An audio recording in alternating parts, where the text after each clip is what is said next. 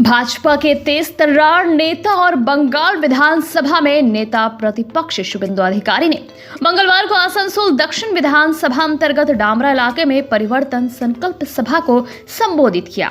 इस मौके पर उनके साथ आसनसोल दक्षिण के विधायक अग्निमित्रा पाल के अलावा इस क्षेत्र के अन्य नेता और बड़ी संख्या में कार्यकर्ता उपस्थित थे। इस मौके पर शुभेंदु अधिकारी ने कहा कि अगर बंगाल में बदलाव लाना है तो सभी हिंदुओं को एकजुट होना होगा। उन्होंने हिंदू एकता पर जोर दिया और कहा कि अगर हिंदू एक होकर मतदान करे तो भाजपा को सत्ता में आने से कोई नहीं रोक सकता। उन्होंने कहा कि 4 महीने बाद सभी नाइंसाफियों का हिसाब होगा। वहीं कोलकाता में मैसी को लेकर जो कुछ भी हुआ उसे उन्होंने एक बहुत बड़ी धांधली करार दिया। उन्होंने कहा कि टीएमसी के नेताओं ने 350 करोड़ रुपए का घोटाला किया है। उन्होंने आरोप लगाया कि टीएमसी नेता अरूप चक्रवर्ती और सुजीत बसु ने दत्ता से 22,000 टिकट लिए थे। उन टिकटों को टीएमसी के नेताओं और उनके करीबियों को दिया गया था। उन्होंने ये भी आरोप लगाया कि उनमें से कुछ टिकट बेचे गए थे। ये कोलकाता और बंगाल के लिए बहुत शर्म की बात है कि हैदराबाद, मुंबई, दिल्ली में मैसी के कार्यक्रम कितने शानदार तरीके से हुए, लेकिन कोलकाता में वो नहीं हो सका। इसकी वजह बताते हुए नेता प्रतिपक्ष शुभेंदु अधिकारी ने और क्या कहा, आइए सुनते हैं ये सब कुछ।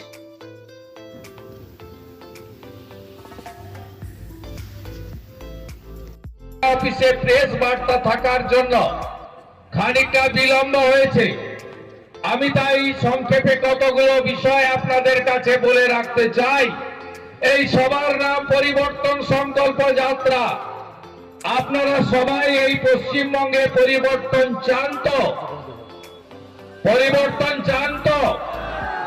2011-তে আসল পরিবর্তন আসেনি। 2026-এ আসল পরিবর্তন পশ্চিমবঙ্গে আনতে হবে। তাই আসানসোল দক্ষিণকে ধরে রেখে আসানসোল উত্তর এবং রানীগঞ্জ সহ বারাবণী, জামুরিয়া সহ কুলটিকে ধরে রেখে আমাদের এখানে 7-0 করতে হবে দেবতনু ভট্টাচার্যের নেতৃত্বে। আপনারা সবাই রাজি আছেন তো? मेरा बूथ सबसे मजबूत करते হবে।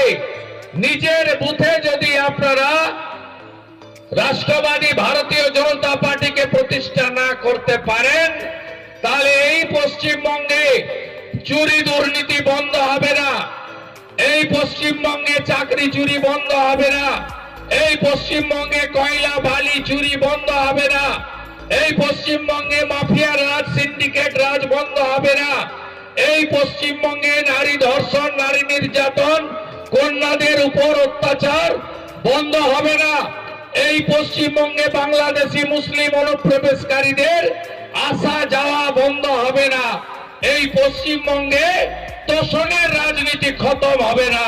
তাই পরিবর্তন আনতে হবে।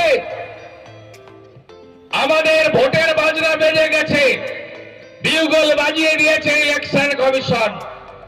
এসআইআর হয়েছিল, আপনাদের বাড়িতে বাড়িতে বিএলও গেছিল, ফর্ম ফিল আপ করেছেন। আজকে সকাল 9টায় ভোটার লিস্ট বেরিয়েছে, দেখেছেন কতজন? হাত তুলুন। কতজন দেখে নিয়েছেন? সবার নাম আছে।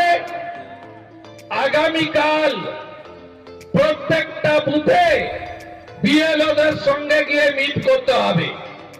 নিজের নাম, পরিবারের নাম, আত্মীয়দের নাম, 2024-এর লোকসভা ভোটে ভোট দিয়েছে এমন লোকেদের নাম আছে কিনা দেখতে হবে আপনাদের। যদি দেখেন নেই বা 1/1/2026 যে ভাইটি বোনটির 18 বছর হবে তাকে অনলাইনে 6 নম্বর ফর্ম ফিল আপ করে জমা দিতে হবে এবং হিয়ারিং এর দিন প্রমাণ নিয়ে হাজির হতে হবে। আপনারা পারবেন তো এই কাজটা করতে? আপনারা দায়িত্ব নিয়ে করবেন তো? আগামীকাল ভোটার তালিকা দেখার পরে যদি দেখেন মৃত ভোটার রেখে দিয়েছে, যদি দেখেন ডবল ট্রিপল এন্ট্রি রেখে দিয়েছে, যদি দেখেন ভুয়া ভোটার রেখে দিয়েছে, যদি দেখেন বাংলাদেশি মুসলিম রোহিঙ্গার নাম রেখে দিয়েছে, তাহলে ফর্ম 7 নম্বর জমা দিতে হবে। সতর্ক থাকবেন তো, সতর্ক থাকবেন। 39,000 নাম আসানসোল সাউথের ভোটার তালিকায় নেই। এর মধ্যে যারা ভারতীয়, আমরা মমতা ব্যানার্জি বলে এক বিহারি সব বিমারি, তার এমএলএ বলে মমতা ব্যানার্জি বাঙালি অবাঙালি ভাগ করে হিন্দুদের।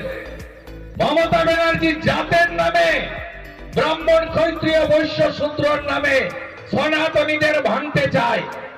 মমতা ব্যানার্জির ভাইপো তার দল বলে ভারতীয় জনতা পার্টি বাহারিদের পার্টি, গুজরাটিদের পার্টি।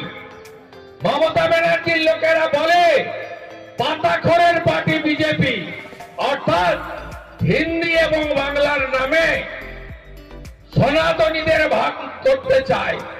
তাই যাদের নাম 2002-এ এই বিধানসভা কেন্দ্রে ছিল না, তারা ভারতীয়, তাদের বাড়ি উড়িষ্যায় হতে পারে, ঝাড়খণ্ডে হতে পারে, ইউপিতে হতে পারে, বিহারে হতে পারে, তারা 8 নম্বর ফর্ম দিয়ে নামটা তুলবেন, এখানে শিফট করবেন।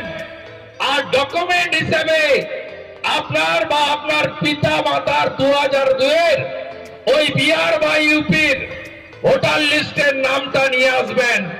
আর না পারলে 1987 সালের আগে যদি ভারতে জন্মগ্রহণ করে থাকেন, স্কুলের সার্টিফিকেটে ডেট অফ বার্থ থাকে, তাহলে কোনো ডকুমেন্ট লাগবে না।